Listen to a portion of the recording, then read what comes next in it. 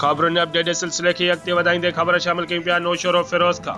ॻोठ बानो खान कोलाची जे रहवासियुनि पीरसन इम्तियाज़ हुसैन कोलाची ऐं मुस्मात बागू कोलाची national press club Naushahro Firoz पहुची दाहींदे इल्ज़ाम हणंदे चयो त ठारू शाह जे बाअसर मेहंदी जे वापारियुनि हाजी असगर कोलाची सिराज खान कोलाची असांजे घरनि मथां फायरिंग करे हिरासमेंट करे असांजो जीवन जंजाल करे छॾियो अथनि। अहिड़े वाक़े जी NC ठारू शाह थाने ते दाख़िल कराई आहे, पर ठारू शाह पुलिस बाअसर मेहंदी जे वापारियुनि सां गॾु आहे।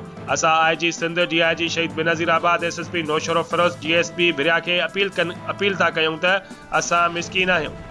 असांखे बाअसर मेहंदी जे वापारियुनि हाजी असगर कोलाची ऐं सिराज कोलाची ख़िलाफ़ क़ानूनी कार्रवाई करे असांखे इंसाफ़ ॾियारियो वञे, ॿी सूरत में सख़्त एहतजाज कयो वेंदो।